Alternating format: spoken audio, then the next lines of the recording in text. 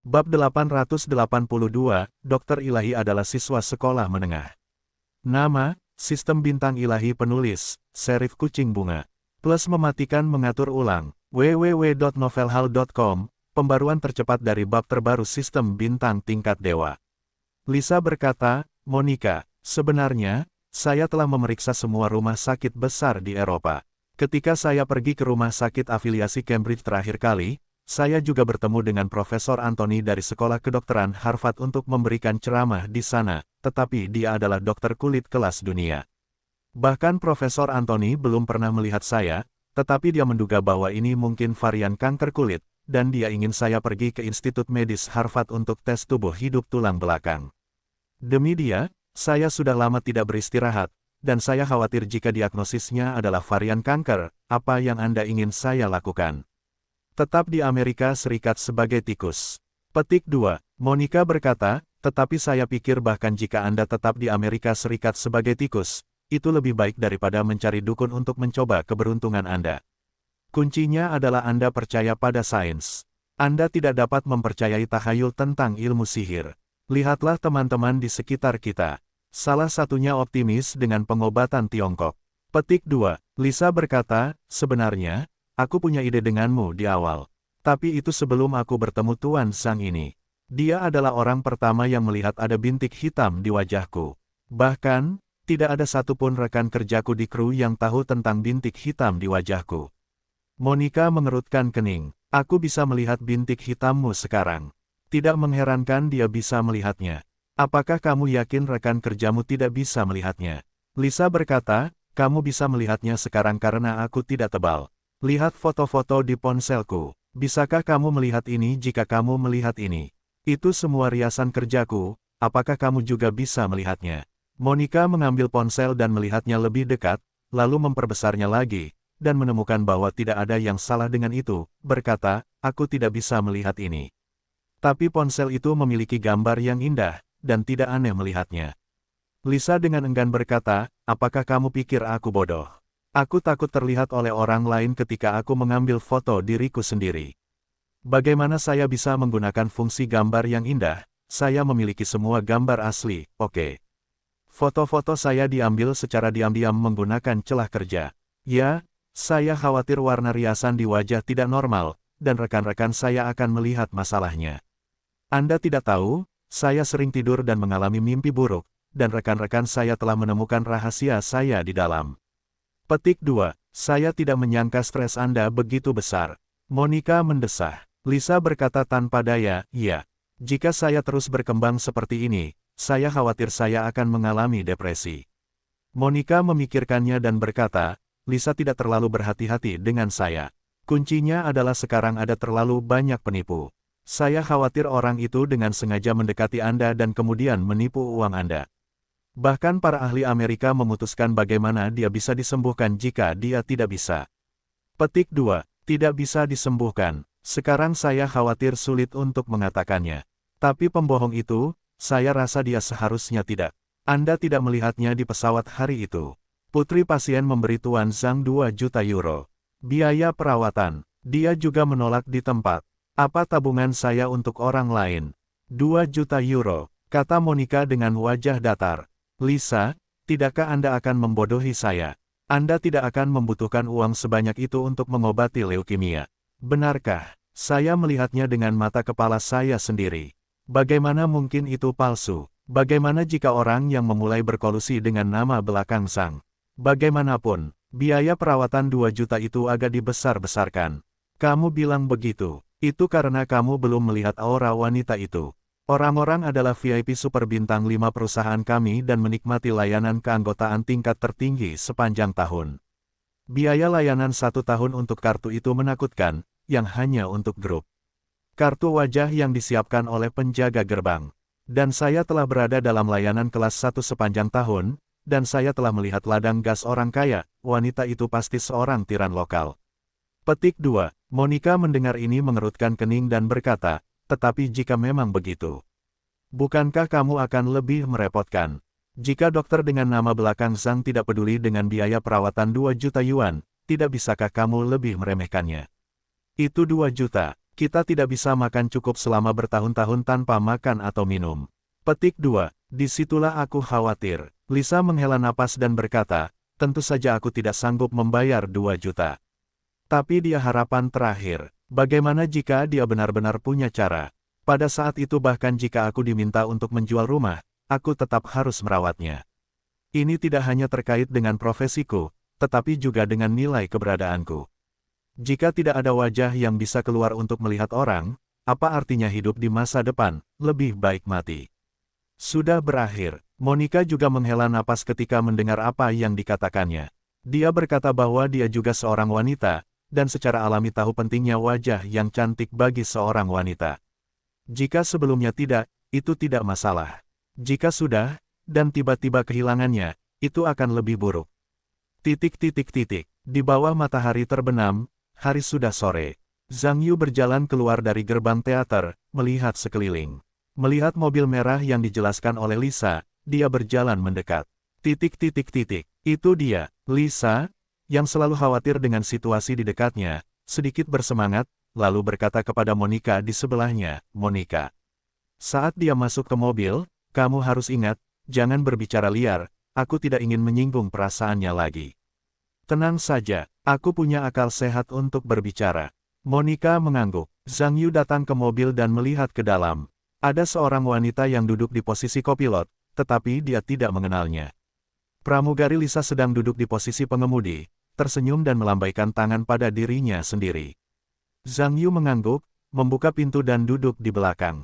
Lisa menoleh dan tertawa, Tuan Zhang, Anda sangat sibuk.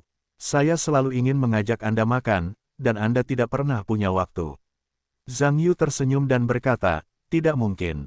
Ada banyak hal. Baiklah, izinkan saya memperkenalkan Anda, teman saya, Monica.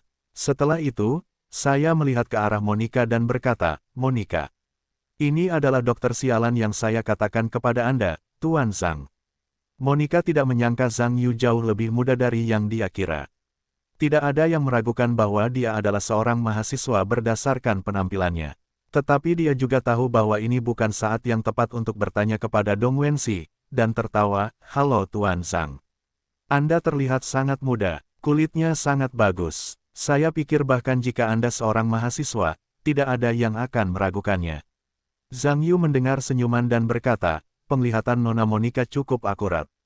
Saya benar-benar seorang mahasiswa. Aku baru saja masuk SMA di tahun pertama SMA. Apa? Zhang Yu mengatakan ini, apalagi Monica, bahkan Lisa pun tercengang. Orang lain itu hanya seorang siswa. Setelah jeda yang lama, Monica menoleh untuk melihat Lisa di sebelahnya. Dia terkejut melihatnya. Tak perlu dikatakan, teman-temannya sepertinya tahu tentang itu. Seorang siswa yang masih di SMA adalah seorang dokter sialan. Asli atau palsu, meskipun tidak ada seorang pun. Di dalam mobil yang terus berbicara, suasana memalukan juga meresap di udara di dalam mobil. Zhang Yu melihat bahwa keduanya memiliki sedikit ekspresi yang tidak wajar, yang juga lucu, tetapi dia juga tidak menjelaskannya kepada mereka. Faktanya, bagi Zhang Yu, jika pihak lain percaya pada dirinya sendiri, maka dia akan menunjukkan kepadanya kesulitan, dan pihak lain akan menemukannya. Jika pihak lain tidak percaya pada diri mereka sendiri, itu lebih baik, dan itu menyelamatkan mereka dari masalah. Lisa tahu bahwa dia tidak bisa memakannya seperti itu saat ini, tetapi dia menyalakan mobil dengan rasa kesal di kepalanya. Saat mobil melaju, bagian dalam mobil sangat sunyi. Zhang Yu hanya melihat pemandangan jalan yang berkedip-kedip di luar mobil dan sepertinya tidak bermaksud untuk berbicara dengan keduanya sama sekali. Lisa dan Monica masing-masing memiliki ide sendiri. Monica, tentu saja, menjadi semakin skeptis terhadap identitas Zhang Yu. Seorang anak laki-laki berbulu yang masih di sekolah menengah sebenarnya adalah seorang dokter bajingan. Ini terlalu tidak bisa diandalkan. Lisa awalnya menganggap Zhang Yu sebagai harapan terakhirnya, tetapi status pelajar pihak lain mengecewakannya. Tetapi masalahnya adalah dia telah melihat Zhang Yu merawat orang secara langsung, dan dia berpikir pihak lain seharusnya adalah dokter ilahi. Di sisi lain, dia mendengar bahwa orang lain itu hanyalah seorang siswa yang masih di sekolah menengah. Ini membuatnya berharap bahwa harapan yang baru ditemukannya baru saja menghilang, dan dia tidak tahu harus berbuat apa. Mobil itu menyeberang jalan dan dengan cepat berhenti di sisi jalan. Setelah melihat mobil terparkir, Zhang Yu keluar dari mobil bersama kedua wanita itu. Dia melihat sekeliling, ada gedung apartemen biasa di sebelahnya, dan ada semua jenis toko di jalan. Tidak banyak pejalan kaki di jalan dan terlihat sangat sepi. Meskipun Lisa sedikit murung sekarang, bagaimana mengatakannya dia juga seorang pramugari. Setelah kebiasaan profesionalnya membuatnya turun dari mobil, dia segera menyesuaikan suasana hatinya dan tersenyum pada Zhang Yu, Tuan Zhang. Rumahku dekat sini, tidak apa-apa kalau langsung ke rumahku sebentar lagi. Tapi sekarang sudah gelap, ayo makan dulu. Ada restoran steak yang enak di dekat sini. Setelah kita makan malam, pergilah ke rumahku. Tapi aku juga sudah membuat janji dengan seseorang malam ini. Aku tidak perlu makan malam, ayo langsung ke rumahmu. Setelah aku tunjukkan padamu, aku harus pergi. Zhang Yu sudah membuat janji dengan Christina sebelumnya di malam hari. Tapi karena Lisa sudah menelepon dirinya sendiri berkali-kali dan membuatnya merasa sedikit malu, dia berkata kepada Christina bahwa dia akan menunggunya sibuk sebelum meneleponnya lagi. Monica, aku langsung sedikit kesal saat mendengar ungkapan ini. Oke, temannya Lisa sedang memikirkan anak ini bahkan dalam mimpi. Dia akan lebih baik, dan dia akan pergi sebentar lagi. Apakah ini hanya lelucon? Awalnya, menurut kepribadian Monica, dia pasti akan mengeluh tentang Zhang Yu saat ini, tetapi pada awalnya dia sudah mengatakannya kepada Lisa, dan berusaha untuk tidak mengatakan sesuatu yang tidak menyenangkan di depan Zhang Yu, jadi sekarang dia hanya bisa menahan diri. Tetapi melihat ekspresi Zhang Yu, dia tidak senang. Tentu saja, Lisa juga tidak nyaman. Dari sudut pandangnya, dia takut Zhang Yu tidak akan dapat menyembuhkan penyakitnya pada saat yang sama, dan dia juga takut Zhang Yu tidak ingin merawatnya dengan serius. Apapun yang terjadi, keduanya bukan yang Anda inginkan. Selain itu, dia dan pihak lain masih belum saling mengenal. Dia ingin memanfaatkan kesempatan ini untuk bersorak dan membiarkan pihak lain melihat dirinya dengan baik. Tetapi pihak lain bahkan tidak mau. Makan sekarang, yang pasti akan membuat Lisa tidak yakin dengan perlakuan Zhang Yu terhadap dirinya sendiri. Lisa menghela nafas dan berkata, baiklah. Kalau begitu pergilah ke rumahku dulu. Rumahku ada di gedung di depan. Monica mendengar kata-kata itu dan berkata, Lisa, aku mau kembali ke bar dulu. Atur semuanya. Kalau begitu, ayo kita pergi bersama. Ayo, sebenarnya, Monica agak tidak enak hati membiarkan temannya dan pria asing itu pulang sendirian. Meskipun wajah temannya sekarang memiliki bintik-bintik hitam, bagaimanapun juga, wajahnya masih ada dan terlihat sangat cantik. Meskipun anak laki-laki di seberangnya tidak terlalu tua, dia juga tidak terlalu muda. Jika ada upaya yang tidak baik terhadap seorang teman, jika dia melihatnya sendiri, dia harus mempertimbangkannya dalam hatinya. Tidak, saya mencari karyawan pria untuk membantu menekan tekanan, saya yakin masalah keamanan dapat dijamin. Lisa tidak terlalu berpikir demikian. Lagi pula, setelah pergi ke bar untuk menjelaskannya, tidak butuh waktu lama, lalu dia menoleh ke Zhang Yu dan berkata, Tuan Zhang. Bar Monica tidak jauh dari sini. Ayo kita ke sana dan duduk di sana, lalu pergi ke rumahku. Aku yakin itu tidak akan menunda waktumu terlalu lama.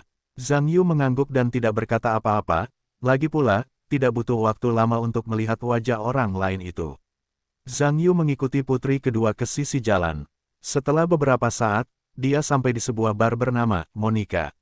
Zhang Yu mengikuti putri kedua dan berjalan langsung ke bar, tetapi yang tidak dia ketahui adalah tepat setelah dia memasuki bar. Sesosok tubuh melintas di sudut terjauh, melihat nama bar itu, dan mengeluarkan ponselnya. Setelah Zhang Yu dan putri kedua memasuki bar, mereka melihat sekeliling. Tempat di sini tidak besar. Dekorasinya berupa bar kecil dan bagus. Tidak ada tamu di bar. Hanya ada satu bartender dan satu pelayan, beres-beres. Tuan Zhang, apa yang ingin Anda minum? Tanya Monica. Berikan aku minuman bersoda. Raut wajah Zhang Yu tidak berubah. Monica mengangguk dan kembali menatap temannya. Ayo minum segelas soda. Monica meminta mereka berdua untuk mencari tempat duduk, lalu pergi membantu mereka mengambil minuman. Setelah Zhang Yu duduk, setelah beberapa saat, Monica mengambil sedikit dan mengambil cangkir lalu menyerahkannya kepada Zhang Yu, sambil berkata, ini adalah minuman campuran di bar kami, yang bernama Golden Coastland, yang tidak mengandung alkohol.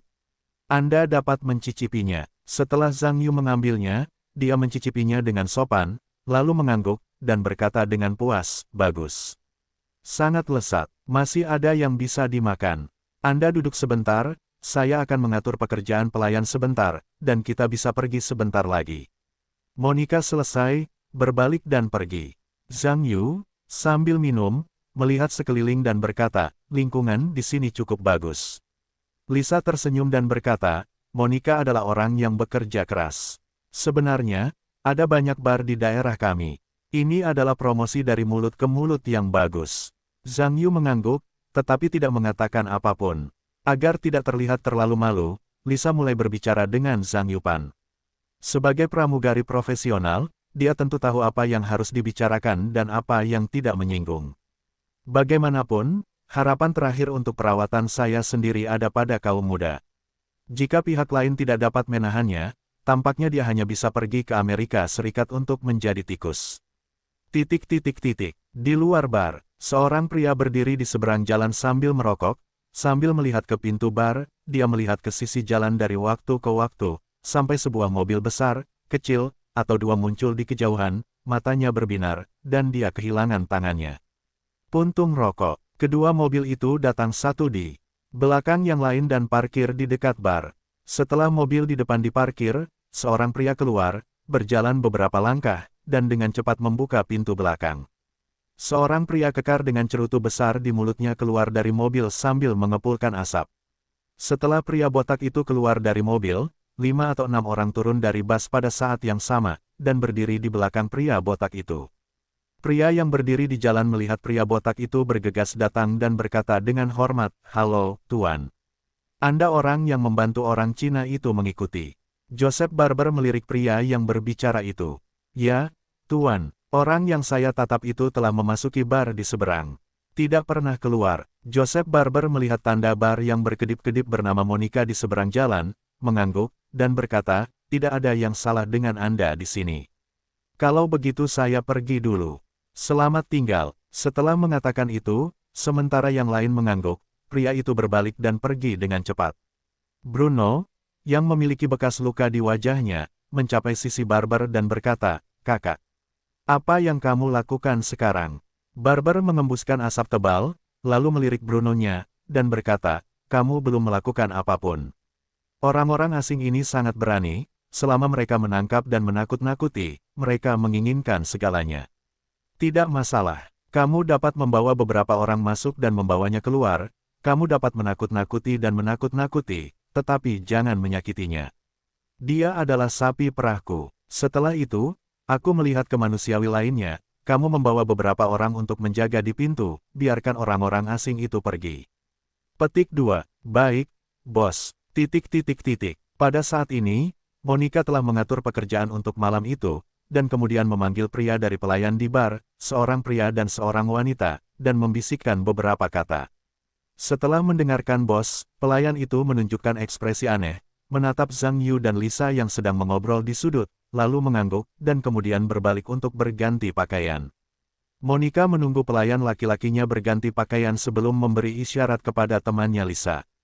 Setelah melihat pemandangan ini, Lisa tahu bahwa teman-temannya harus siap, dan memberitahu Zhang Yu bahwa mereka berdiri dan berjalan mendekat. Ketika Monica melihat keduanya datang, dia berkata, "Ayo pergi. Aku sudah mengatur semuanya." "Baiklah. Dan Alex, dia akan pergi bersama kita." Lisa menatap pelayan itu dengan ekspresi aneh, dan berkata, "Apa yang akan dia lakukan?" Monica tersenyum dan berkata, "Jika ada sedikit tugas, ada penggunaan pribadi, itu tidak nyaman." "Baiklah, ayo pergi sekarang." Lisa mengangguk dan mengangguk, tidak terlalu banyak berpikir. Setelah beberapa orang berbicara, mereka berjalan menuju pintu bar bersama. Tiba-tiba, beberapa pria mendorong pintu bar dan masuk.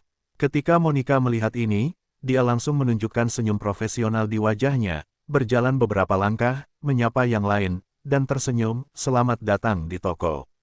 Apa yang ingin Anda minum?"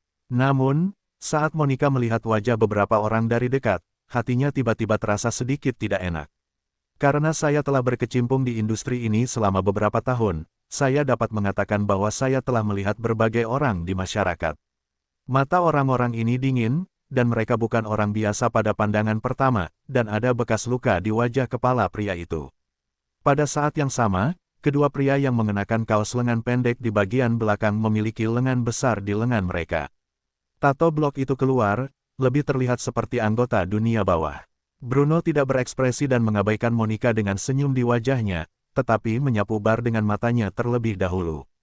Kemudian dia mengunci pandangannya pada Zhang Yu. Zhang Yu adalah orang Tiongkok dan memenuhi persyaratan orang yang dicarinya. Bruno mengangkat telepon lagi dan melihat foto di atas. Setelah memastikan bahwa itu adalah Zhang Yu, dia menyingkirkan teleponnya dan memberi isyarat untuk mengikuti orang-orang di sekitarnya. Beberapa orang berikutnya mengangguk dan berjalan menuju Zhang Yu bersama-sama. Beberapa orang datang ke sisi Zhang Yu dan menatapnya dengan mata buruk satu persatu. Zhang Yu mengerutkan kening, melihat penampilan beberapa orang, dan juga melihat bahwa beberapa orang tidak baik, mereka harus datang untuk menemukan diri mereka sendiri. Tetapi saya tidak ingat melihat beberapa orang. Bruno melihat ke atas dan ke bawah Zhang Yu dan berkata, "Nak, ikutlah dengan kami." "Siapa kamu?" Zhang Yu berkata dengan dingin setelah memeriksa beberapa orang. "Siapa?" Bruno mencibir, dan berkata, "Siapa kami?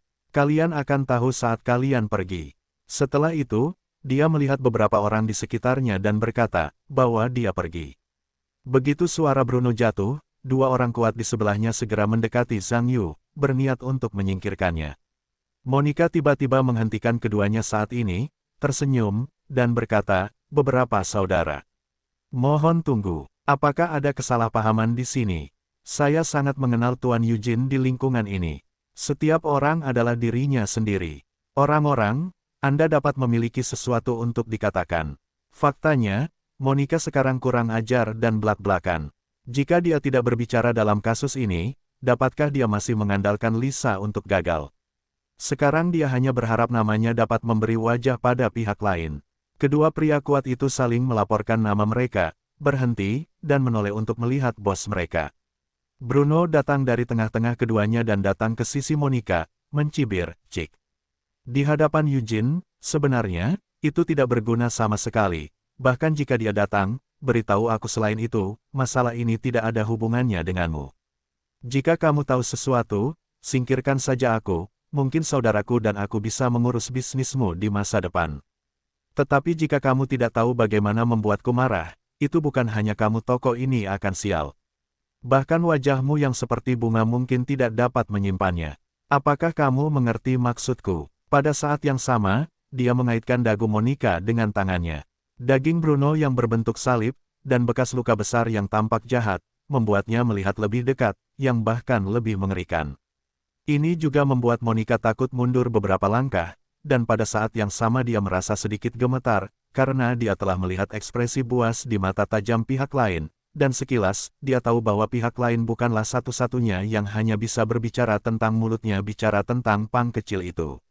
Lisa sekarang tahu bahwa orang-orang ini datang untuk menemukan Zhang Yu dalam masalah, dan teman itu telah melaporkan nama temannya, tetapi itu tidak berpengaruh. Tetapi dia tidak mengenal karakter tingkat kakak laki-laki, dia hanya bisa berteriak, "Jangan main-main. Hati-hati, aku panggil polisi.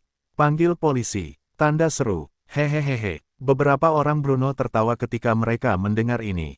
Sepertinya hal yang paling konyol untuk didengar.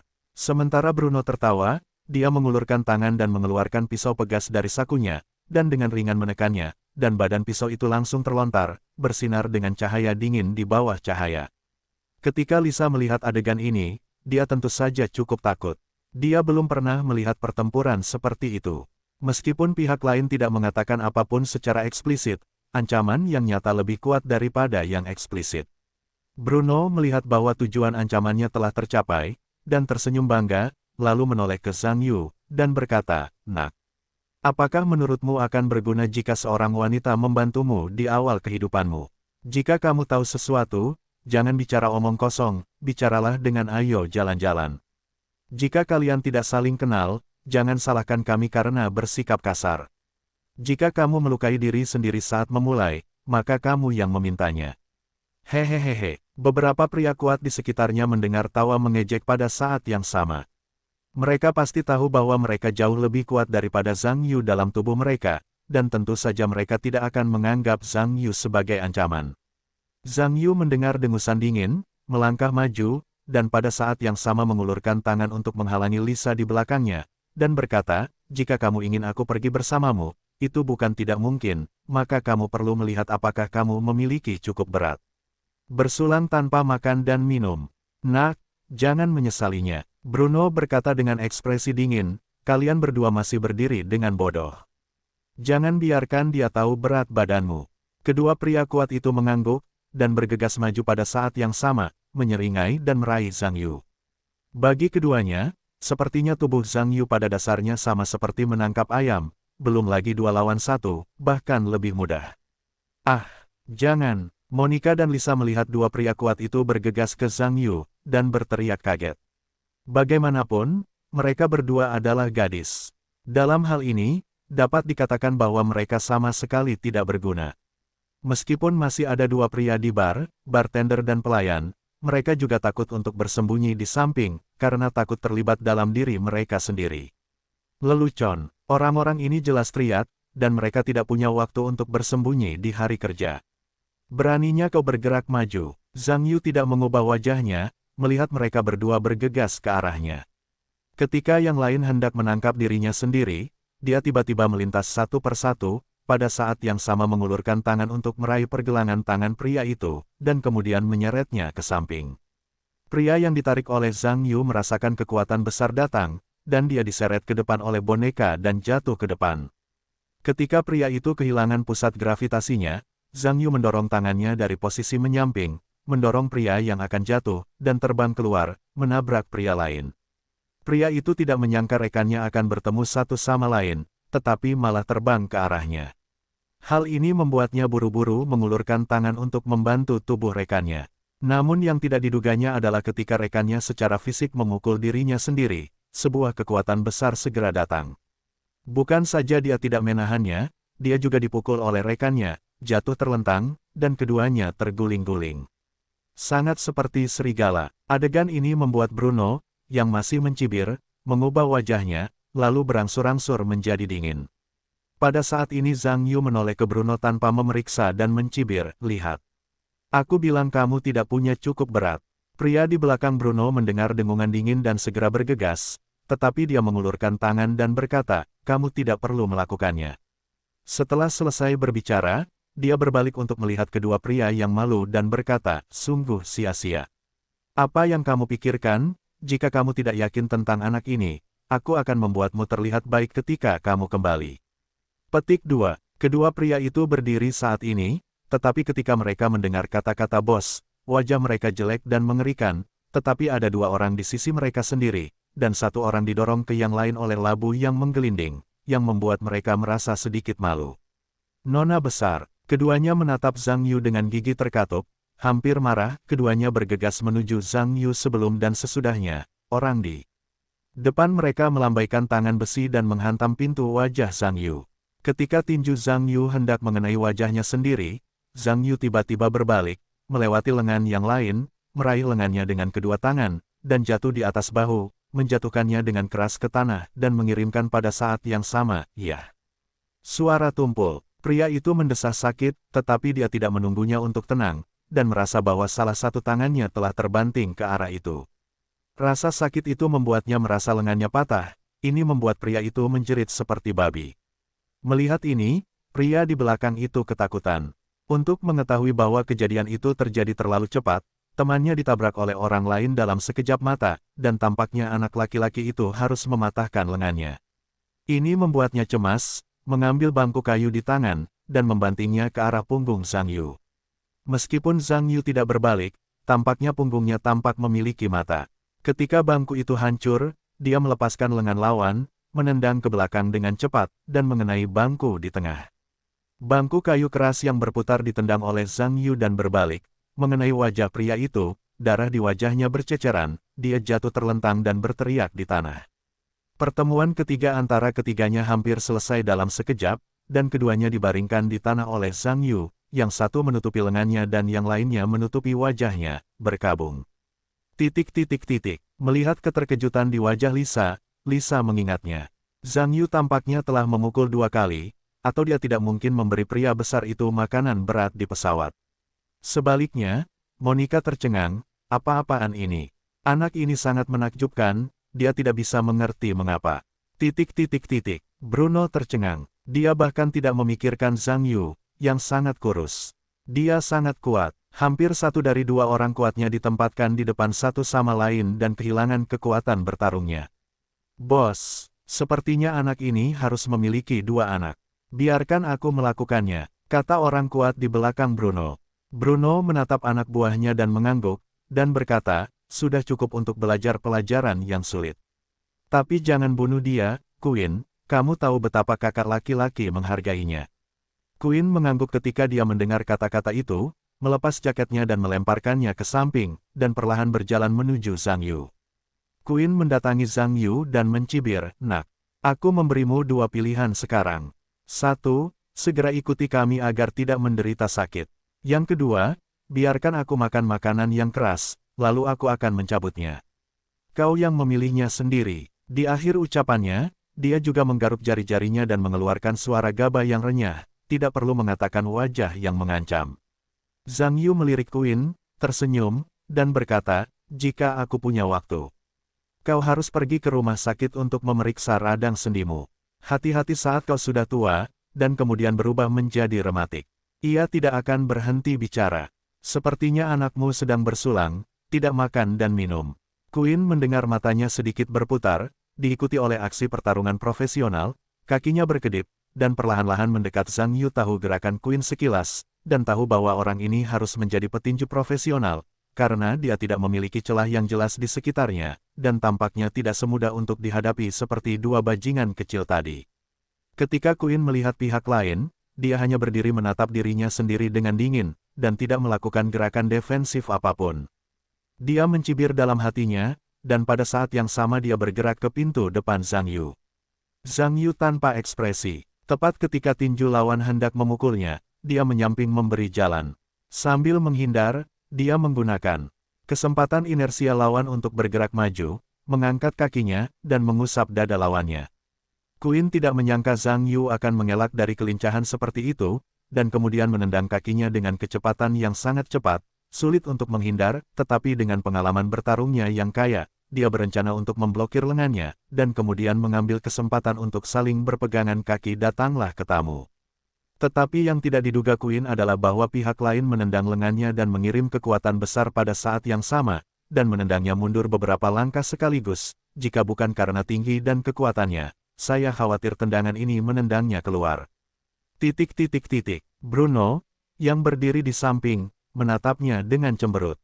Dia tidak menyangka bahwa orang Cina ini begitu kuat sehingga dia bisa menendang Queen pergi dengan satu tendangan. Tampaknya segalanya pasti tidak semudah sebelumnya. Queen merasakan sengatan panas di dadanya, dan pada saat yang sama itu membuatnya marah. Dia tidak menyangka bahwa dia hampir ditendang keluar oleh orang lain ketika dia bertemu dengannya, yang membuat bos berikutnya dan kedua adik lelaki itu berpikir tentang diri mereka sendiri. Queen yang marah mendengus, tiba-tiba berakselerasi, dan menghantam Zhang Yu, mencoba menggunakan keunggulan tinggi dan berat badannya untuk menjatuhkan Zhang Yu, lalu melancarkan pukulan-pukulan lama, membuatnya tahu betapa kuatnya dia. Zhang Yu memperhatikan pihak lain itu menyerbu lagi, awalnya berniat untuk menyerbu lagi, lalu mencari kesempatan untuk menyerang pihak lain. Namun ketika dia ingin bergerak, dia tiba-tiba merasa ada sesuatu yang ditarik di bawah kakinya. Dia menunduk dan melihat bahwa pria yang baru saja mematahkan lengannya tadi menarik celananya sementara dia sama sekali tidak memperhatikan. Di waktu normal, Zhang Yu bisa menendang bajingan berlumuran darah ini hanya dengan satu tendangan, tetapi sekarang tidak ada kesempatan seperti itu. Queen menyerbu seperti mobil tangki. Aku langsung memukul pinggang Zhang Yu, dan menggunakan inersia, aku memukul pedal tinju Zhang Yu dan terus mundur. Jika bukan karena keseimbangan tubuh Zhang Yu yang sangat baik, aku takut dia akan dilempar oleh pihak lain. Ketika Queen melihat Zhang Yu didorong mundur oleh dirinya sendiri, dia menyeringai, diikuti dengan memegang satu tangan di pinggang Zhang Yu, dan tangan lainnya meninjunya dengan keras dan mengenai tulang rusuk Zhang Yu. Kerutan Zhang Yu terasa menyakitkan saat itu, dan hatinya dipenuhi dengan api yang tidak diketahui. Kakinya berjuang untuk menahan benturan satu sama lain dengan keras. Pada saat yang sama, dia melemparkan punggung yang lain dengan kedua tangan dan bekerja keras di pinggangnya, dan segera mengangkat Queen. Pada saat ini, Quinn akan terus menyerang tulang rusuk Zhang Yu. Mengapa dia ingin diangkat oleh pihak lain? Ini membuat Quinn, yang tidak memiliki pusat gravitasi, sedikit bingung, dan tampaknya tidak tahu apa-apa. Diikuti oleh putaran langit, dan kemudian tanah ada kontak intim, dan pada saat yang sama, boom, dia menabraki Babasu. Begitu Quinn merasa pusing, dia tiba-tiba merasa bahwa seseorang telah berguling ke punggungnya, mengulurkan tangannya, dan mencubit lehernya. Teknik kunci. Quinn terkejut. Pengalaman bertarung yang sesungguhnya selama bertahun-tahun telah memberitahunya bahwa tidak peduli siapapun orangnya, ia akan dikurung oleh lawan dalam pertarungan yang sesungguhnya, dan Xiao Ming akan menjelaskannya. Ia buru-buru mengencangkan pinggangnya, berjuang untuk bangkit, lalu memukul balik dengan sikunya dengan putus asa untuk mencegah lawan mengunci dirinya sendiri. Zhang Yu tidak menyangka bahwa reaksi lawan lebih cepat dari yang ia kira. Untuk mencegah siku lawan mengenai dirinya sendiri, ia harus menyerah mengunci lawan dan mengulurkan tangan untuk menangkis siku lawan. Namun, ia tidak menyerah, memanfaatkan kesempatan ini, kedua kakinya melayang ke atas dan saling menjepit leher, diikuti dengan menahan kaki lawan, berjuang ke atas dan ke bawah, dan menyerang dengan keras. Quinn awalnya mengira ia telah menjatuhkan lawan, berniat untuk berdiri dengan kuat, lalu mengejutkan lawannya. Namun siapa yang tahu bahwa tepat ketika ia hendak berdiri, orang lain itu tampak seperti monyet, mencengkeram lehernya, dan menarik kakinya, dan kekuatan orang lain itu begitu luar biasa sehingga ia tidak dapat menahannya dan langsung kehilangan fokus. Jatuh ke tanah lagi. Setelah Quinn jatuh, dia merasakan kaki lawannya menjepit lehernya, seperti batang besi. Pada saat yang sama, kakinya yang dijepit oleh lawan mulai mengerahkan kekuatan ke arah yang berlawanan, langsung membuat dirinya sedikit pusing, dan matanya berangsur-angsur menjadi sedikit memerah. Zhang Yu mencibir dalam hatinya saat ini. Aku tidak menyangka bahwa terakhir kali aku menonton TV, sedikit keterampilan seni bela diri yang komprehensif cukup berguna. Hati-hati, sebuah suara yang dikenalnya tiba-tiba datang. Tiba-tiba wajah Zhang Yu berubah, dan pada saat yang sama dia melepaskan Quinn yang terkunci, berguling di tempat. Pada saat yang sama, cahaya dingin melintas di sekitarnya, dan hampir sadar kembali. Bruno saat ini sedang memegang pisau pegas, dan berkata dengan ekspresi kejam, "Bocah bau. Kamu terlalu sombong. Apakah kamu pikir kamu sedang bertarung sekarang?" Zhang Yu menatap belati di tangan Bruno, dan ekspresinya jelek. Aku tidak menyangka bajingan ini begitu tidak tahu malu, menyerang dirinya sendiri sementara dia dan yang lainnya melakukannya. Jika Lisa tidak mengingatkan dirinya sendiri sekarang, dia tidak bisa membuat dirinya sendiri terluka sekarang. Quinn bangkit dengan keras saat ini dan datang ke sisi Bruno, wajahnya pucat dan berkata, "Maaf. Bos, anak ini terlalu hebat, aku bukan lawannya." Bruno mendengus dan berkata, "Kita tidak punya waktu untuk terus berdebat dengannya. Bos sudah cemas, mari kita lanjutkan dengan kita berdua, dan biarkan dia bertahan sekarang. Itu tidak masalah bagiku, karena inilah yang dia minta." Setelah itu, dia menggelengkan kepalanya dan berteriak, "Ada dua dari kalian bajingan. Apakah kamu masih ingin berdiri dan menonton? Mungkin anak ini, aku akan membuatmu terlihat baik kembali." Dua adik laki-laki di depan tidak memiliki cara untuk mendengar teguran bos. Seorang pria mendukung bahunya, dan wajah berdarah muncul. Bahkan jika dia tidak bisa, dia harus menggigit kepalanya. Keempatnya secara bertahap mendekati Zhang Yu. Bruno, yang dipimpin olehnya, masih memegang pisau tajam, dan terus bersinar. Melihat ini, Monica dan Lisa ketakutan dan menggigil. Meskipun Zhang Yu lebih kuat dari yang diharapkan, bagaimanapun, dua tinju lebih sulit dikalahkan daripada 8. Sekarang perang dunia tidak sesederhana itu. Pengepungan keempat orang itu membuat wajah Zhang Yu terlihat jelek dan secara bertahap mundur, sampai punggungnya bersandar di meja anggur dan mengeluarkan suara berderit. Keempatnya bertemu, dan mencibir pada saat yang sama, tepat ketika beberapa orang merasa bahwa Zhang Yu telah pensiun. Zhang Yu tiba-tiba menggerakkan lengannya 2 kali dengan cepat, pada saat yang sama kedua bangku bar itu terbang lurus dan langsung menuju Bruno dan Quinn. Bruno dan Quinn bukanlah orang bodoh. Anda harus tahu bahwa bangku-bangku di bar ini terbuat dari kayu keras dan sangat kuat. Jika mereka dipukul di wajah, mereka akan mati selama setengah hidup mereka. Bruno bereaksi paling cepat, ingin berguling ke satu sisi sambil melewati bangku. Queen tidak bereaksi secepat Bruno, karena dia terlalu besar untuk bersembunyi, jadi dia hanya bisa meraih roda gigi. Tetapi kekuatan anak laki-laki di sisi yang berlawanan, dia tahu apa yang sedang dia lakukan, dan sekarang dia hanya menggaruk kepalanya untuk menghentikannya. Tentu saja, ketika lengannya bersentuhan dengan bangku, rasa sakit yang diharapkan datang. Ketika Zhang Yu melempar bangku, dia bergegas ke adik laki-laki di sebelah kiri dengan kilatan petir. Anda harus tahu bahwa Zhang Yu sangat cepat. Ketika adik laki-laki itu bereaksi, tidak berlebihan untuk mengatakan bahwa dia sudah datang. Adik laki-laki ini begitu takut sehingga dapat dikatakan bahwa bulu kuduknya berdiri. Ketakutan membuatnya secara refleks hanya menggunakan satu tangan yang tidak terluka, dan meninju Zhang Yu untuk beberapa saat untuk dirinya sendiri.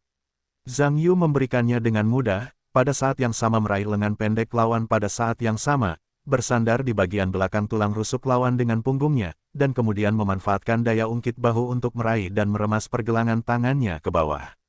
Pria itu hanya mendengar suara renyah, gaba, dan segera berteriak, "Ah!"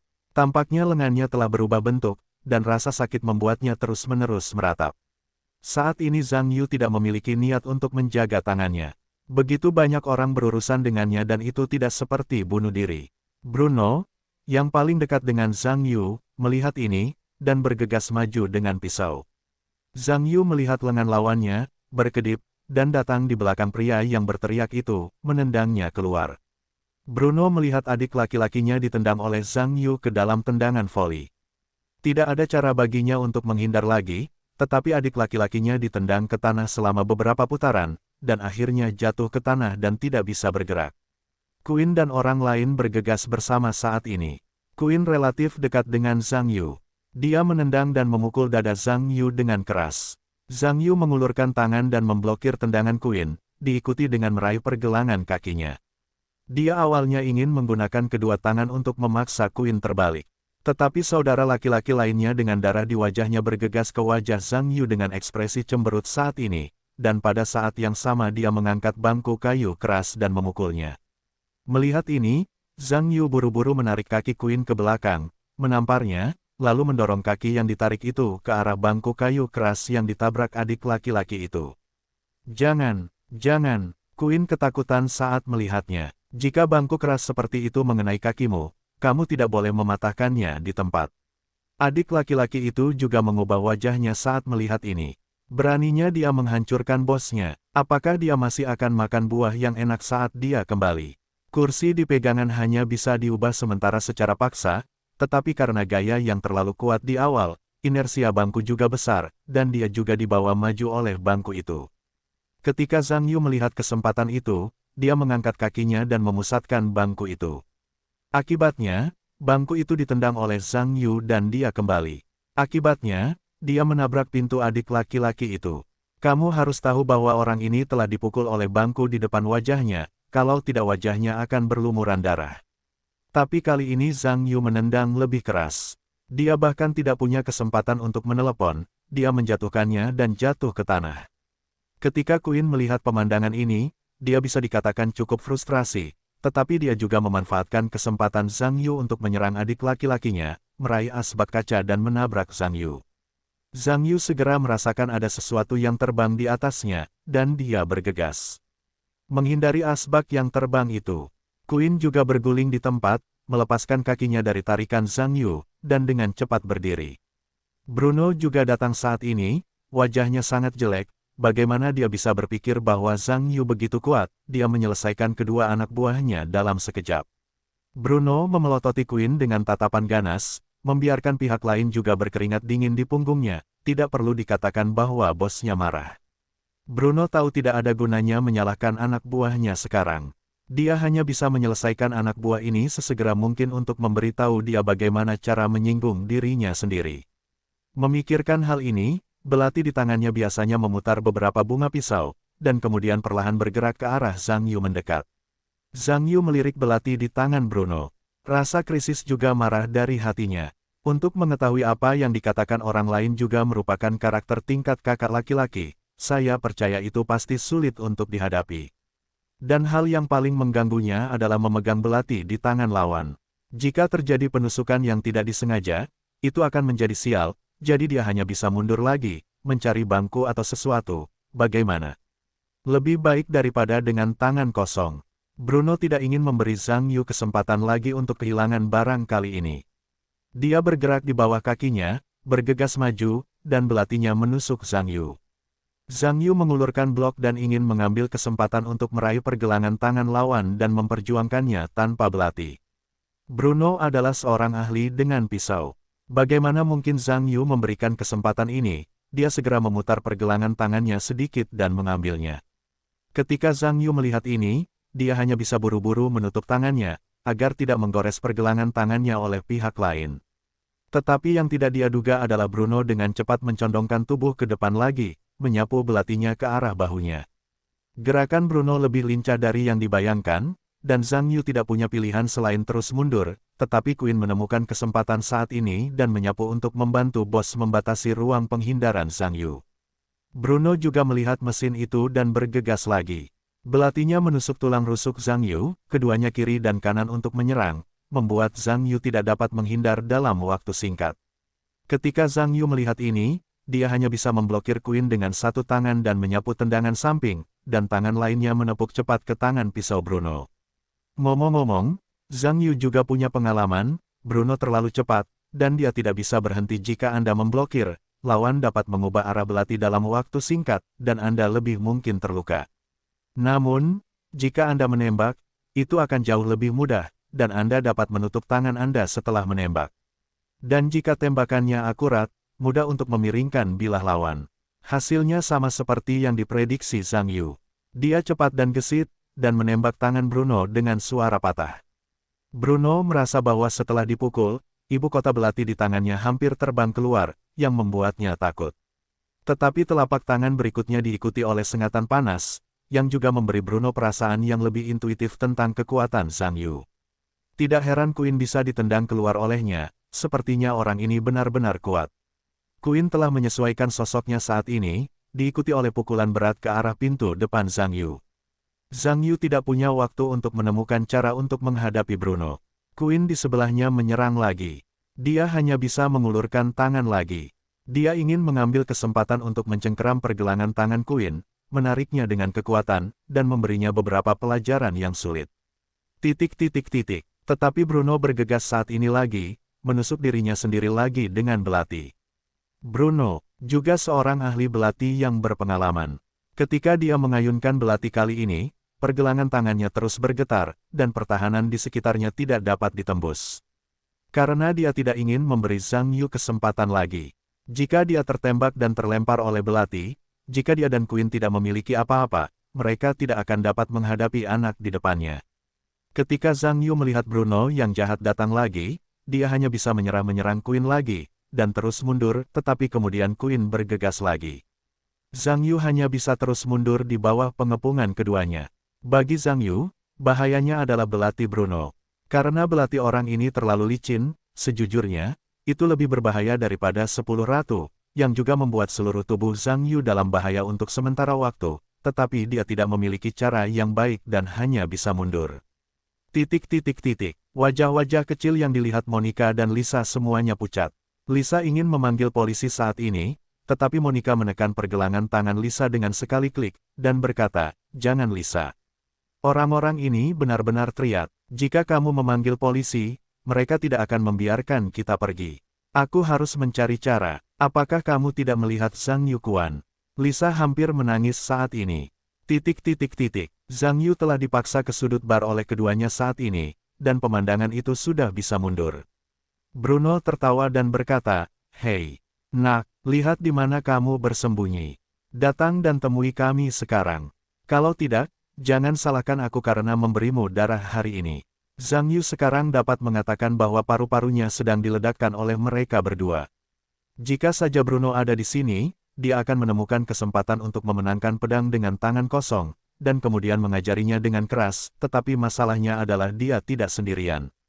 Di sebelahnya, ada Queen yang bertubuh 5 besar dan 3 kasar yang membuat masalah untuk dirinya sendiri. Meskipun suasana hati Queen saat ini sedikit lebih tenang, dia masih menatap Zhang Yu dan berkata, "Bos, jangan bicara omong kosong dengan bocah ini. Hari ini aku harus mengajarinya makan keras dan mengeluarkan gas yang buruk ini. Petik 2. Pada saat ini, Zhang Yu tiba-tiba memiliki ide yang cerdas di kepalanya, dan dia sepertinya mengingat sesuatu, sementara itu, dia memarahi dirinya sendiri karena bingung, bagaimana cara melupakannya. Bruno melihat Zhang Yu membeku sejenak, merasakan kesempatan itu datang, dan segera menyerbu ke depan, diameter belatinya menusuk ke arah Zhang Yu. Queen juga menyapu, tidak memberi Zhang Yu ruang untuk bersembunyi, dan membiarkan bos menyelesaikannya. Bruno melihat ibu kota belatinya menusuk ke sisi lain, tetapi sisi lain tidak menanggapi, seolah-olah dia linglung. Dia mencibir, lihat di mana lagi kamu bisa bersembunyi. Yang tidak diduga Bruno adalah ketika dia ingin menusuk lawan. Zhang Yu tiba-tiba menggerakkan lengannya dan menyapu langsung ke telapak pisaunya. Bruno mengira Zhang Yu ingin meraih pedang itu lagi. Seketika pergelangan tangannya bergetar, dan pertahanan di sekitarnya tidak dapat ditembus. Selama lawan berani mendekati pergelangan tangannya, cedera tidak dapat dihindari. Tetapi yang tidak diduganya adalah bahwa pihak lain tidak bermaksud menghindar kali ini, dan dia menyapu bersama dengan belatinya sekaligus. Hanya mendengarkan suara pop, belati itu berputar keluar dari putaran, dan disertai Bruno, jeritan yang mengejutkan. Gwen, yang menendang Zhang Yu, melihat pemandangan ini dan sedikit bingung. Dia tidak tahu apa yang terjadi tadi. Pada saat ini Zhang Yu mengarahkan tangannya kembali ke paha Queen. Selanjutnya, Queen merasakan tulang pahanya terbentur keras oleh batang besi, dan rasa sakitnya luar biasa. Dia juga berteriak, jatuh ke tanah dengan kakinya, dan terus berguling. Bruno baru melihatnya saat ini. Ternyata Zhang Yu memegang kunci Inggris besar di tangannya. Sungguh lelucon. Dari mana anak ini mendapatkan kunci Inggris? Bruno merasakan matanya jatuh ke tanah. Zhang Yu juga menunjukkan senyum bangga saat ini. Ruang barang bawaan Zhang Yu, meskipun dia sama sekali tidak melepaskan senjata apapun, menaruh beberapa peralatan sehari-hari. Awalnya aku menaruh barang-barang ini hanya untuk membuatnya lebih mudah digunakan. Aku tidak menyangka bahwa pada saat kritis seperti ini, hanya kunci Inggris yang bisa melakukan pekerjaan dengan baik. Tentu saja, Zhang Yu juga mengeluh tentang dirinya sendiri, mengapa dia tidak memikirkannya lebih awal. Jika dia memikirkannya lebih awal, dia tidak perlu dipermalukan oleh lawan. Bruno jelek sekarang. Aku tidak menyangka anak ini memiliki kunci Inggris di tubuhnya. Bukankah canggung menyembunyikan benda sebesar itu di tubuhnya? Namun sekarang dia tidak punya mood untuk memikirkan hal lain. 10 jarinya terhubung dengan jantungnya, dan rasa sakit dari tangannya membuatnya menyeringai, dan dia merasa jari-jarinya tidak terkendali, seolah-olah tulangnya patah. Zhang Yu mencibir dengan kunci Inggris saat ini, mengira Bruno pergi. Bruno terkejut melihat pemandangan itu, dan bergegas kembali, tergagap, apa yang kamu lakukan? Apa? Zhang Yu mencibir, apa yang kamu lakukan padaku? Tentu saja aku akan melakukan kepadamu. Bruno buru-buru berkata, kamu menggunakan senjata untuk melawanku. Itu bukan pahlawan. Kamu bisa meletakkan kunci Inggris, dan mari kita bandingkan lagi. Hehehehe. Zhang Yu sepertinya mendengar sesuatu yang lucu, berkata, apakah kamu idiot?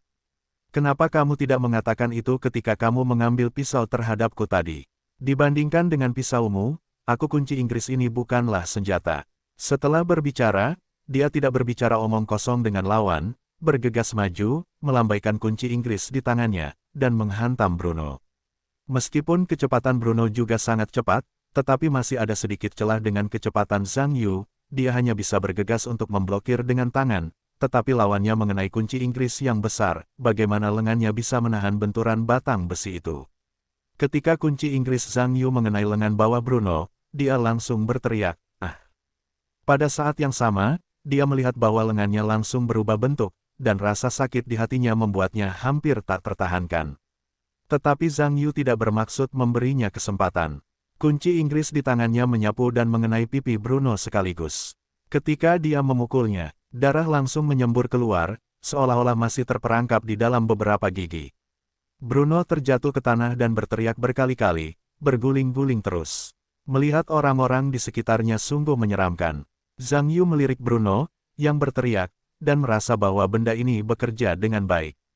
Tidak heran Anda harus memakai kunci Inggris di bola Anda.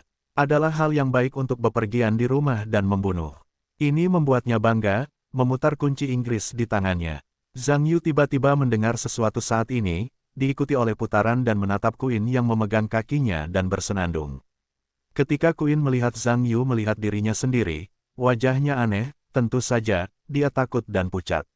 Apa yang terjadi pada bosnya, tetapi dia melihatnya dengan matanya sendiri, dan iblis di depannya melihat apa yang dia maksud. Apakah dia, kamu tidak ingin datang? Queen berkata dengan ngeri ketika Zhang Yu datang secara bertahap. Zhang Yu melihat ekspresi ketakutan orang lain, dan hatinya mendengus. Kalian harus tahu, kalau orang ini tidak mengacau sendiri tadi, bagaimana mungkin dia tidak dipermalukan oleh Bruno, jadi sekarang tentu saja perlu membuat anak ini memiliki ingatan yang panjang. Zhang Yu tidak berhenti bicara. Lengan dan kaki yang bagus yang bergegas ke Queen hancur. Saat itu, Queen berteriak berulang kali, membuat orang-orang menyeramkan. Ketika Lisa melihat ini, dia merasa lega, bagaimanapun juga, Zhang Yu tidak lagi dalam bahaya, yang membuatnya jauh lebih mudah. Namun, dibandingkan dengan suasana hati Lisa, itu adalah Monica. Dia masih khawatir bahwa perilaku Zhang Yu agak terlalu agresif. Bagaimanapun, orang-orang ini adalah anggota dunia bawah, jadi memperbaiki mereka di antara orang mati, saya khawatir mereka akan menimbulkan masalah lebih banyak masalah. Pihak lain adalah orang asing. Anda bisa menamparkan pantat Anda dan melarikan diri, tetapi Anda harus bergaul secara lokal. Menyinggung triad semacam ini, pada akhirnya, mungkin hanya dia sendiri. Ah, jangan pukul kakak lagi, saya salah. Queen diteriaki oleh Zhang Yu untuk diperbaiki dan memohon belas kasihan. Melihat ini, Zhang Yu juga berhenti untuk terus mengajar Queen, dan menghitung kemarahan di hatinya. Boom, suara tembakan yang terang mengguncang udara di bar, dan dapat dikatakan mengejutkan semua orang. Zhang Yu berbalik dan melihat 3 orang berdiri di pintu bar. Salah satunya adalah adik laki-laki yang kedua tangannya baru saja dipatahkan oleh Zhang Yuhuan. Pria di tengah dan orang di sebelah kanan memegang pistol di tangannya. Pria di tengah sudah mengarahkan pistol ke langit-langit bar, dan perlahan menunjuk Zhang Yu lagi. Zhang Yu melihat bahwa 2 orang lainnya benar-benar muncul, dan mereka memiliki senjata di tangan mereka, yang membuat wajahnya jelek. Gunnar mengamati situasi di bar, dan sejujurnya, itu jauh di luar dugaannya. Bruno, seperti dirinya, adalah pemimpin kecil di komunitas. Dibandingkan dengan dirinya, Bruno memiliki banyak bawahan dan selalu dihargai oleh bosnya.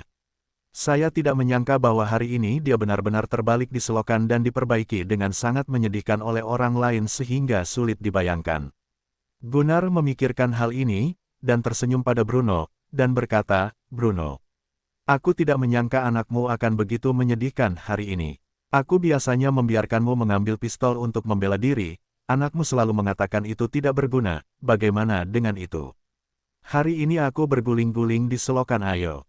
Bruno mendengar bahwa dia bisa dikatakan cukup frustrasi, tetapi dia hanya bisa menutupi mulutnya yang masih berdarah, dan berkata dengan tidak jelas, Gunnar, kamu brengsek. Melihatku begitu menyedihkan sekarang apa yang kamu bicarakan di sini. Cepat dan tembak aku, cepat dan bunuh dia. Bagi Bruno, sekarang dia membenci Zhang Yu, dia hanya menggertakkan giginya.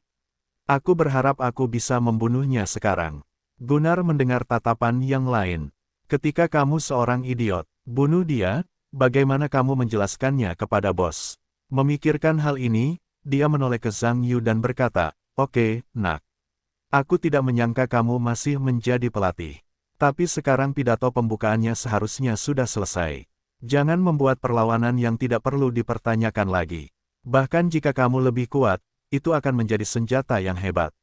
Cepat dan ikuti aku dengan jujur. Atau pelurunya tidak punya mata. Wajah Zhang Yu suram seperti air. Bagaimana dia bisa berpikir bahwa pihak lain masih menyergap di luar, dan mereka juga membawa senjata. Meskipun dia tahu banyak keterampilan tempur, itu tidak berarti bahwa dia tidak terkalahkan. Jika terjadi tembakan, dia mungkin akan menghabisinya di tempat. Dapat juga dikatakan bahwa situasi ini adalah yang pertama dalam sejarah hidupnya. Krisis besar. Gunnar melihat wajah Zhang Yu, dan dia sangat bangga, dan berkata, nak. Jangan anggap itu tidak berguna. Aku punya 2 senjata di sini. Bahkan jika kau punya sayap, kau tidak bisa terbang keluar. Aku sekarang memberimu 2 pilihan, sebelum aku menghitung sampai 5. Apakah kau akan pergi bersama kami sendirian, atau setelah ditembak, dan kemudian diseret keluar oleh kami, kau pilih. Tapi jangan salahkan aku karena tidak mengingatkanmu. Meskipun keahlian menembakku akurat, tetapi itu tidak mengesampingkan di mana kau harus menembak. Jika kau ingin menghindar dan terkena tembakan, itu adalah kematianmu sendiri. Jangan salahkan aku. Genar, apa yang kau bicarakan dengannya? Tembak, Bruno berteriak dengan marah. 5. Genar mengabaikan Bruno sama sekali, dan bersikap metodis. 4. Pikiran Zhang Yu terbang cepat, dan berbagai skema serangan balik muncul, tetapi masalahnya adalah tidak ada satu pun yang aman. 3, 2, oke, aku mengaku, aku akan mengikutimu sekarang. Zhang Yu bergegas. Genal mencibir ketika mendengar kata-kata itu, dan berkata, anggap saja anakmu tahu. Kalau begitu, lempar kunci Inggris ke tanganmu sekarang. Zhang Yu juga tidak bicara omong kosong, dia melempar kunci Inggris ke kejauhan dan mengeluarkan suara, cang. Gunnar tersenyum puas, dan menemukan sepasang borgol dari sakunya, lawannya berkata, tahan. Borgol tangannya, kenali saudaramu. Pemegang senjata kecil di sebelahnya mengangguk, dan dia hendak memborgol setelah berbicara. Aku tidak mengatakan kamu. Genale menunjukkan ekspresi tidak senang dan menoleh untuk melihat yang lain yang manusiawi. Kamu dulu memborgolnya. Untuk mengetahui Genale adalah orang yang sangat berhati-hati. Ini dia dan adik laki-lakinya memiliki senjata. Jika adik laki-lakinya dijatuhkan oleh anak itu ketika dia lewat, akan merepotkan untuk mengambil senjatanya, jadi berhati-hatilah.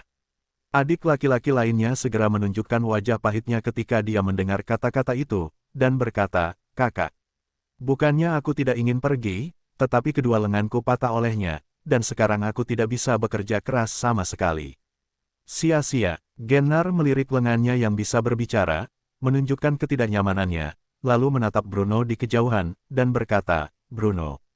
Kamu tidak bisa melakukannya, pergi dan tiru dia. Meskipun Bruno dihancurkan oleh satu tangan Zhang Yu, untungnya, ada tangan lainnya. Saat ini, dia tidak peduli dengan perintah Gennar. Sekarang dia hanya ingin segera memperbaiki balas dendam Zhang Yu. Aku bisa melakukannya, kamu lempar saja. Gunnar mendengar borgol di tangannya dan melemparkannya ke Bruno. Bruno berjalan mendekat dan mengambil borgol, berbalik dan berjalan menuju Zhang Yu. Ketika dia datang ke Zhang Yu, dia melirik wajah ini yang dia benci untuk menggertakkan giginya. Aku benar-benar ingin memukulnya dengan dua pedang sekarang. Keluar dari napas tak sedap ini di hatiku. Zhang Yu sama sekali tidak melihat gigi Bruno yang terkatup, tetapi secara alami mengulurkan tangannya ke arahnya. Diborgol dari belakang, Gennar buru-buru melihat. Zhang Yu Wenyan meninggalkan sudut mulutnya dan meletakkan tangannya di belakangnya. Bruno berputar di belakang Zhang Yu, menahan rasa sakit di tangan yang lain, berjuang untuk memborgolnya sampai mati. Zhang Yu, yang merasa borgolnya agak ketat, juga menahan ketidaksenangannya, dan tidak mengatakan apa-apa. Setelah Bruno memborgol Zhang Yu, dia datang ke Zhang Yu lagi dan mencibir, sial. Kamu berani memukulku dengan sangat buruk. Aku tidak akan pernah bisa mengampuni kamu kali ini. Tanah ditarik ke pipi Zhang Yu. Zhang Yu sudah lama menyadari bahwa Bruno akan mengambil kesempatan untuk memperbaiki dirinya sendiri, dan segera membiarkan. Menamparkan wajah lawannya, Bruno melihat bahwa dia tidak memukul, mengangkat kakinya dengan marah, dan menendang dada Zhang Yu. Zhang Yu berbalik dan bersembunyi di masa lalu. Bruno, yang telah mengambil alih, menendang bola dan hampir jatuh. Dua kali dihindari oleh Zhang Yu. Bruno bahkan lebih marah, bergegas dan bahkan menendang dan memukul, tetapi Zhang Yu menghindari mereka satu persatu, tetapi dia tidak memukul mereka. Bruno akhirnya tidak bergerak lagi, berteriak pada Gunnar, berikan aku senjatanya. Gunnar mengerutkan kening ketika mendengar kata-kata itu. Tentu saja dia tidak bisa benar-benar memberikan senjata itu kepada Bruno. Jika anak itu terbunuh, bagaimana dia akan menjelaskannya kepada bos? Tetapi saat ini, Bruno tidak bisa menahan diri untuk tidak keluar, dan berseru, jangan bersembunyi lagi. Jika kamu bersembunyi lagi, kamu tahu apa yang akan terjadi. Zhang Yuleng mendengus, melirik Bruno, dan berkata tanpa rasa takut, aku tidak akan bersembunyi. Ayo, Bruno bahkan tidak peduli dengan nada bicara Zhang Yu ketika dia melihat ini. Dia meninju dan menghantam wajah Zhang Yu. Kali ini, dia harus mengatakan pukulan kecil ini di depannya seperti babi. Tepat ketika Bruno menyeringai dan ingin memukul wajah Zhang Yu dengan tinjunya. Tiba-tiba Zhang Yu menggelengkan kepalanya dan memukul kepalanya dengan pukulan yang akurat ke tinju Bruno. Bruno berteriak, "Ah!" Pada saat itu, Bruno merasakan jari-jarinya tidak lagi merasakan tengkorak ke tinju. Zhang Yu melihat kesengsaraan Bruno dan tersenyum bangga, seolah-olah dia berkata, "Aku tahu betapa hebatnya aku." Bruno merasa bahwa dia akan memuntahkan darah dan mati. Dia mengangkat kakinya, mengerahkan seluruh kekuatannya ke dadanya, dan langsung menuju dada Zhang Yu. Namun, Zhang Yu tiba-tiba melangkahkan kaki kudanya, diikuti dengan dorongan di dadanya. Diikuti oleh kekuatan yang sangat besar, Bruno terlempar keluar oleh Zhang Yu, seperti labu, dan dia jatuh ke belakang dan ke belakang, berputar-putar, penuh kepalaku penuh dengan bintang-bintang. Beberapa orang di aula tercengang ketika mereka melihat pemandangan ini. Termasuk Gunnar. Tidak, Bruno bahkan tidak bisa mendapatkan seorang pria dengan tangannya yang dibelenggu. Zhang Yu menatap Bruno yang tidak bisa bangun dari kejauhan, dan mencibir, "Jangan mencobanya. Bahkan jika kamu mengikat kakimu, aku bukan lawanmu. Bajingan, aku ingin membunuhmu." Bruno menggeram. "Cukup," Gunnar berkata dengan suara yang tidak menyenangkan, "Bruno. Kita telah membuang banyak waktu. Bos masih menunggu. Apakah kamu ingin melihatnya marah?" Bruno, yang telah berjuang untuk berdiri, mendengar Gennale menyebut-nyebut bos, dan segera menjadi sangat tenang, tetapi dia memiliki beberapa fluktuasi hebat di dadanya, menahan keinginan untuk membunuh Zhang Yu. "Ayo pergi, nak, kuharap kau punya kesempatan untuk bersikap sombong setelah melihat bos," kata Gunnar dingin. "Kalau begitu aku benar-benar ingin melihat." Zhang Yu selesai berbicara, dan menuju pintu. Gunnar dan adik laki-lakinya, memegang senjata di kiri dan kanan, memberi jalan dan membiarkannya lewat. Monica dan Lisa sedikit tercengang. Terutama Lisa, "Kau harus tahu bahwa Zhang Yuneng keluar hari ini karena hubungannya sendiri." Meskipun dia tidak tahu bahwa seseorang akan menyergap Zhang Yu, tetapi dia tidak bisa sepenuhnya melepaskan diri dari dirinya sendiri, yang membuatnya segera menangis. Pada saat ini, Zhang Yu tiba-tiba berhenti, menoleh untuk melihat Lisa, dan berkata dengan keras, "Ya Lisa. Kau membawakanku apa yang baru saja kuberikan padamu." Apa? Lisa, dengan air mata, berkata sedikit bingung. Semua orang di sekitar juga tercengang, dan pada saat yang sama menoleh untuk melihat Lisa yang sedang berbicara. Tepat ketika beberapa orang menoleh, borgol Zhang Yu menghilang. Zhang Yu berbalik, menendang pistol di tengah-tengah adik laki-lakinya, dan menendangnya keluar. Tidak baik, Gunnar bereaksi cepat, tergesa-gesa mencoba menarik pelatuk pada Zhang Yu, tetapi pada saat yang sama Zhang Yu menendang pistol, dia juga menggoyangkan tangannya, sebuah benda hitam keluar dan langsung menuju Gunnar. Dia tidak menunggu kesempatan untuk menarik pelatuk, dan sebuah benda hitam mengenai pistolnya dengan akurat. Suara benturan logam juga terdengar dan pistol itu terlempar keluar. Zhang Yu kemudian berbalik dan menendangnya dengan ganas, tepat di tengah pipi sang adik, menendangnya dan terlempar keluar, lalu pingsan. Pada saat ini, Gunnar tidak punya waktu untuk memikirkan urusan adik laki-lakinya. Dia bergegas melompat dan menerkam pistol yang tidak jauh dari sana. Gunnar bukan orang bodoh, dan bahkan Bruno bukanlah lawan anak itu. Jika tidak ada pistol, orang-orang akan dapat memukul dirinya sendiri 100. Jadi sekarang hanya pistol cepat yang dapat diambil, yang merupakan satu-satunya pilihannya. Tentu saja, Zhang Yu melihat Gunnar bergegas menuju pistol, dan dia juga bergegas untuk berbalik dan bergegas menuju posisi pistol. Tetapi Gunnar lebih dekat ke pistol daripada Zhang Yu. Melihat pistol di dekatnya, dia juga menunjukkan ekspresi gembira di wajahnya. Tiba-tiba, sesuatu terbang lagi, mengenai pistol dan mengenainya. Dia terbang keluar lagi. Gennal melihat lebih dekat. Dia benar-benar memiliki sepasang tang, yang membuatnya hampir tidak mempercayai matanya. Bagaimana mungkin itu sepasang tang? Pada saat sianosisnya, siluet Zhang Yu telah melewatinya dan terbang ke pistol yang jauh. Dengan kecepatan itu, Gunnar tahu bahwa dia tidak bisa lebih cepat dari lawan. Dia berbalik dengan cepat dan berlari menuju pintu. Jika pistol itu mengenai lawan, sudah saatnya dia sial, jadi ayo lari cepat. Bruno, yang ingin menemukan pistol itu, melihat itu, dan buru-buru berbalik dan berlari menuju pintu. Sungguh lelucon, bocah ini diborgol dan dia bukan lawannya. Jika dia mendapatkan pistol, Apakah dia masih hidup? Gunnar dan Bruno berlari ke pintu hampir bersamaan, tetapi mereka hanya bertabrakan. Akibatnya, tidak ada yang mau membiarkan siapapun lewat lebih dulu. Tepat ketika keduanya akan saling menekan, adik laki-laki dengan lengan yang terluka menabrak keduanya, membanting pintu, dan berlari keluar. Menunggu keduanya bangun dan bergegas menuju pintu lagi. Dua tembakan datang, ekspresi mereka tampak membeku sesaat.